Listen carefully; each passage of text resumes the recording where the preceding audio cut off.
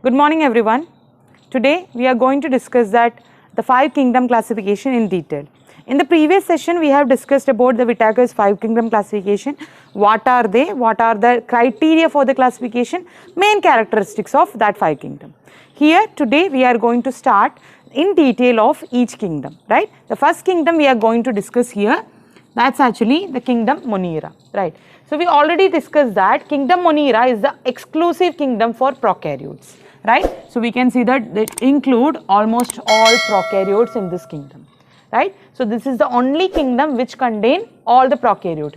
Prokaryotes are those organisms which having a primitive nucleus, primitive caryon nucleus. So those organisms with primitive nucleus, they are called prokaryotes. So which is actually the kingdom of all type of bacteria, mycoplasma and such organisms, right? So it includes almost all prokaryotes. You can say that examples the mycoplasma, bacteria, the blue-green algae, the cyanobacteria, right? So these all are included in the kingdom Monera.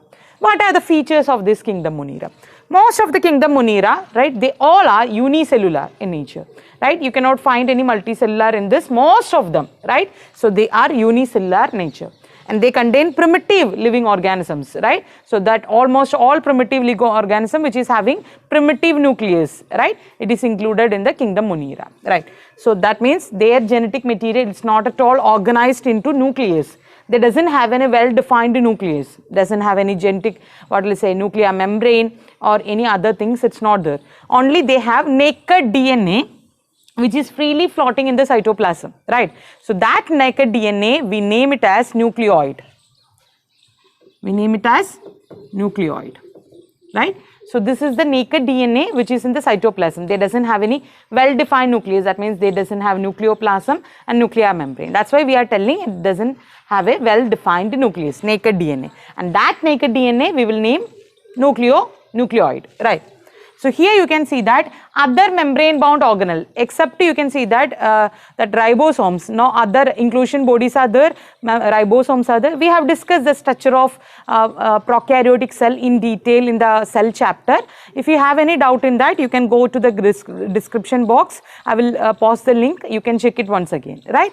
So here you can see that they doesn't have any membrane bound organelle. They have only that ribosomes and some inclusions bodies and the genetic material is there. That's it, right? No other organelles are present in the prokaryotes, right?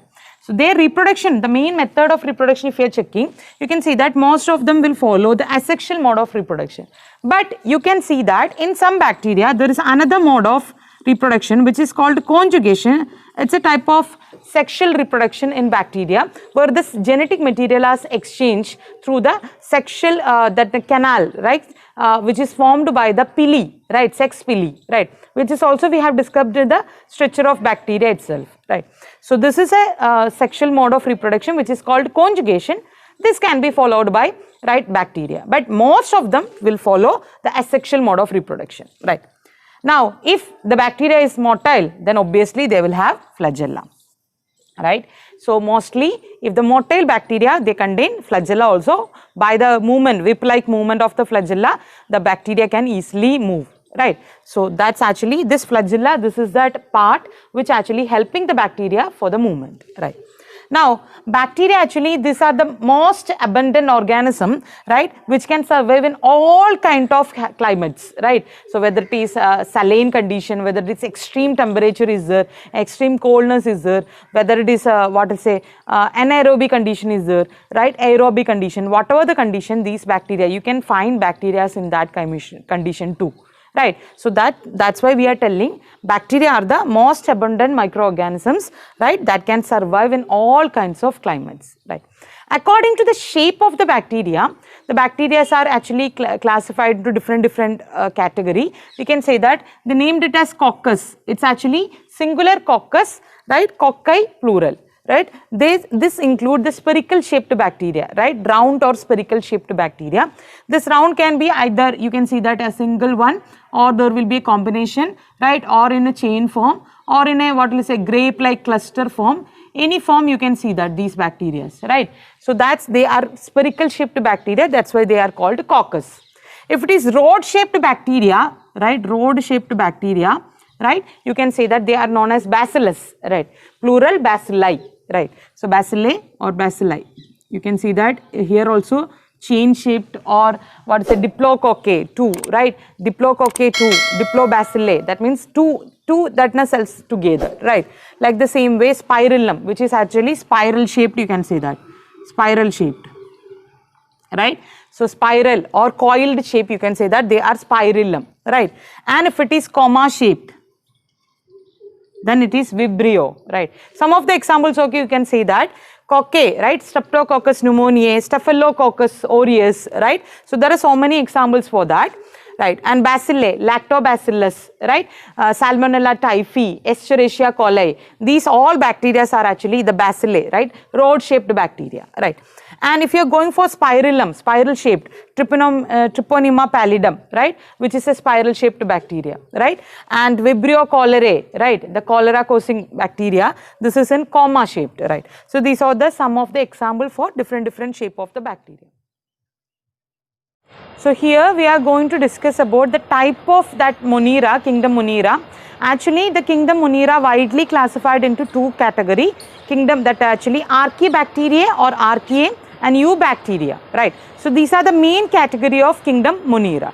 First we will discuss about the Archaebacteria or Archaea, then we will go for the Eubacteria. Archaebacteriae, they are the primitive prokaryotes. Most primitive prokaryotes, it's actually named as Archaebacteria or simply Archaea, right? And these Archaebacteria are actually, you can find, right, they are actually living in the most harsh extreme climatic conditions, right? Such as there are what will say, high acidity, right? So acidic condition mein you can see that, and in that salty conditions mein, and in you can see that high temperature mein, like that you can see that these type of bacteria are there. So we can simply say that these are the most primitive type of bacteria which actually living in a harsh climatic condition, right? So actually this Archaebacteria we can divide into three category mainly. One is that thermoacidophiles, halophiles and methanogens, right? So what is that? These are the most primitive prokaryotes which is actually living in the extreme climatic conditions such as extreme salty areas. They are called halophiles. Halo means salt, philes means loving. So salt loving bacteria, that's actually halophiles, right? And which living in the hot springs obviously extreme high temperature, right? So they are known as thermoacidophiles, right? So thermoacidophiles, philes means philic, loving, right? And you can see that marshy area, right, daldal, right, marshy area, you can see that, that's actually, you can see that they are called methanogens, right? Marshy area, it is an anaerobic condition where the methane is producing, that's why methanogens, methane producing, right? Gens means, genesis means production, right? So methane producing bacteria, they are known as the methanogens, right? Here you can see that these type of this Archaebacteria, this what to say, kingdom Monera group, it contains a special type of cell wall, right? That's actually different from other bacteria. It is having a different cell wall structure which actually enable them to survive in this extreme climatic conditions, right?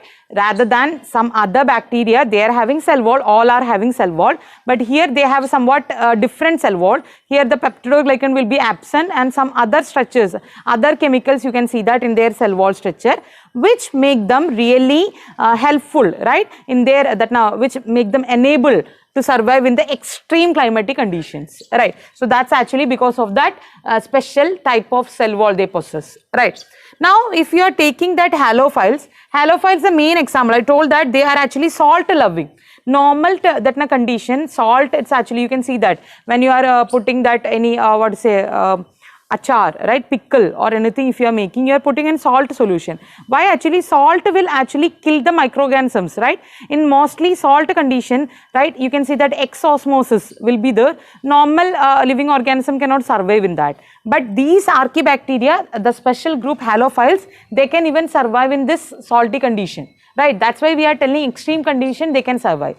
Examples are Halobacterium and Halococcus, right? There are numerous examples, at least one or two you have to learn. Right.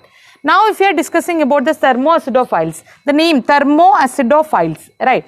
So these bacteria, they are having the capacity to oxidize sulfuric acid, right, at high temperature and actually high acidity, right? So these bacteria, they are having the capacity to oxidize that sulfuric acid in that high temperature or high acidity. So that's why they are called high temperature thermo, right? And acid in the high acidity acido. So high temperature and high acidic condition loving bacteria. That's why they are called thermoacidophiles. Example, thermoplasma is one of the example of thermoacidophiles. Now, the third type of archaebacteria, they are the methanogens. Methanogens, again I am telling from the name, methane genesis, right? Methane producing bacteria, right?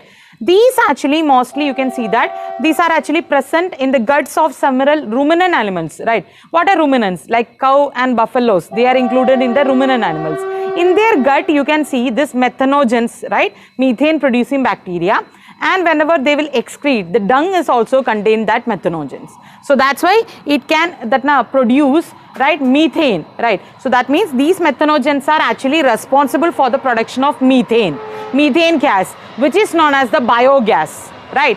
Which we can use as a household product gas, right? Biogas for their household purpose instead of LPG, right? Maybe you have heard about gobar gas plants. Actually from that gobar gas, cow dung, right, in that we are getting that methane gas by actually that you can see that this methane gas is actually produced by the methanogens which is present in that cow dung, right? So these methanogens normally you can see that in the ruminants of that, the gut of that ruminant animals such as cow and buffalo, and in their cow dung also you can see this, right?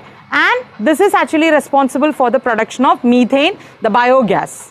I hope the archaebacteria, right, is clear for you. Archaebacteria that are divided into, you can see that halophiles, thermoacidophiles and methanogens.